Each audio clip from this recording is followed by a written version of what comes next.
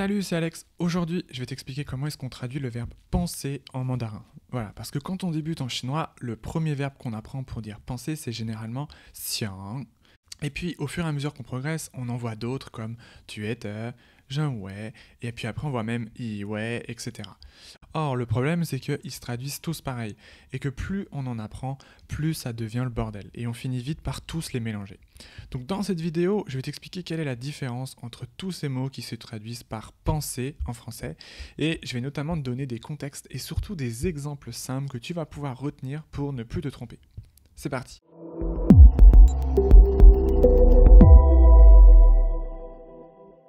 Avant de commencer, je t'invite à t'inscrire à une petite formation gratuite que je viens de lancer pour améliorer ta prononciation en mandarin.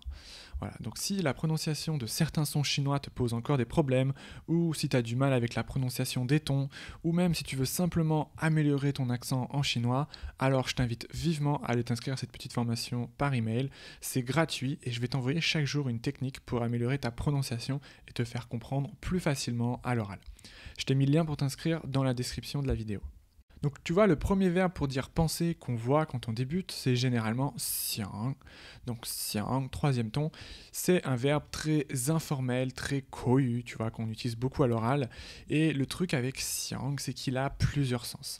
Mais tous les sens vont avoir un rapport avec les émotions. D'ailleurs, tu peux voir que dans le caractère qu'il y a la clé du cœur. Donc en gros, les trois grands sens de ce mot, c'est le premier, manquer. Donc c'est manquer dans le sens tu me manques en français. Donc en chinois on va dire wo xiang ni. Voilà, c'est quand tu veux dire à quelqu'un tu me manques, tu pourras dire wo xiang ni. Le deuxième sens c'est j'aimerais, mais j'aimerais dans le sens avoir envie de. Tu vois, c'est par exemple si tu veux dire en chinois où est-ce que tu aimerais aller, où est-ce que tu as envie d'aller. En chinois tu vas pouvoir dire ni xiang tu na li, ni xiang tu na li. Voilà. Et le troisième sens, celui qui nous intéresse ici, et celui qui est souvent source de beaucoup de confusion, c'est penser. Mais c'est penser dans le sens réfléchir. Donc par exemple, si tu veux dire en chinois, laisse-moi réfléchir 2 minutes, tu vas pouvoir dire Zhang wo xiang xiang, Zhang wo xiang xiang. Voilà. Et en fait, cette définition, elle est un peu ambiguë, et c'est pour ça qu'il est facile de se tromper avec l'utilisation de xiang. L'erreur classique, c'est quand tu veux demander à un ami ce qu'il a pensé d'un film, tu vas être tenté de demander Ni xiang, 这部电影怎么样? Ni xiang, 这部电影怎么样? Voilà. Or, cette phrase, elle n'est pas correcte, tu vois. Tu peux pas dire comme ça. Et en fait, ici, l'erreur, elle vient du fait que tu as voulu traduire xiang par penser que. Car même si c'est vrai que xiang, parfois, ça veut dire je pense que, ou ça permet d'exprimer des opinions, en réalité, c'est toujours des opinions très subjectives, et c'est un petit peu lié à tes émotions. D'ailleurs, la plupart du temps, il faudra que tu utilises une grammaire très particulière quand tu voudras l'utiliser dans ce sens, et tu devras combiner xiang avec un complément de résultat, comme par exemple ta, dans des phrases du style wo me xiang ta, mais c'est en temps, voilà, qui veut dire je pensais pas que. Mais c'est des phrases qui sont un peu difficiles à construire quand on débute. Du coup, mon conseil, c'est de laisser de côté le sens numéro 3 de xiang pour l'instant, celui pour dire je pense que, car tu vas souvent te tromper. Attends un peu d'avoir progressé pour te risquer sur ce sens. Donc si tu veux dire je pense que en chinois, ou si tu veux demander à quelqu'un son opinion sur quelque chose, je te conseille de plutôt utiliser un autre mot qui est justement fait pour ça. Donc ce mot c'est tu es, qui se traduit aussi par penser. C'est un mot qui est également très informel, très koyu, et en gros c'est le mot parfait pour exprimer ton opinion ou ton avis sur quelque chose. Voilà, en fait grâce à tu es, tu vas pouvoir exprimer tes propres opinions en utilisant une structure très simple qui est oh, tu es, oh, tu es, et là tu vas pouvoir dire ce que tu penses, tu vois. Ça veut dire je pense que, et là tu vas jamais te tromper en utilisant cette structure. Du coup, si on reprend l'exemple qu'on vient de voir, juste avant, tu sais, celui où tu veux demander à ton ami ce qu'il a pensé d'un film, tu vas pouvoir utiliser cette structure simple et demander Ni tu es de 这部电影怎么样? Ni tu es de 这部电影怎么样? Tu vois, ça veut dire qu'est-ce que tu as pensé de ce film? Voilà. Et ça, c'est correct. Ça, c'est une phrase qui est correcte.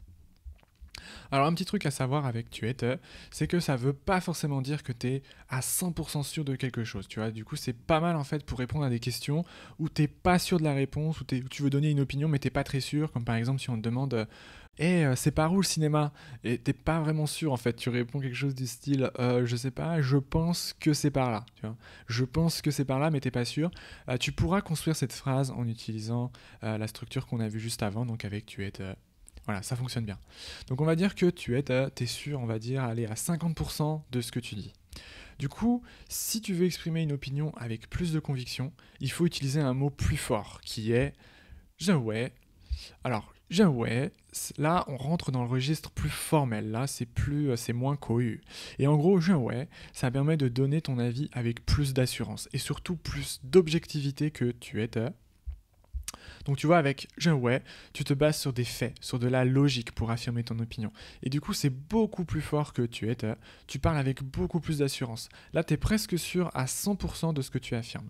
Du coup, c'est un mot qui est vraiment pas mal pour affirmer des généralités avec des phrases du style, je sais pas, fagoren, je ouais, tu vois, c'est pour faire des phrases du style les Français pensent que. Tu vois, c'est souvent utilisé dans les enquêtes d'opinion, par exemple, pour donner un résultat statistique. Comme par exemple, 90% des Français pensent que boire du café le matin est important. Ouais, je dis n'importe quoi, mais tu vois, l'important ici, c'est le pense que. Là, en gros, tu te bases sur des faits, sur des statistiques pour exprimer un résultat ou une opinion.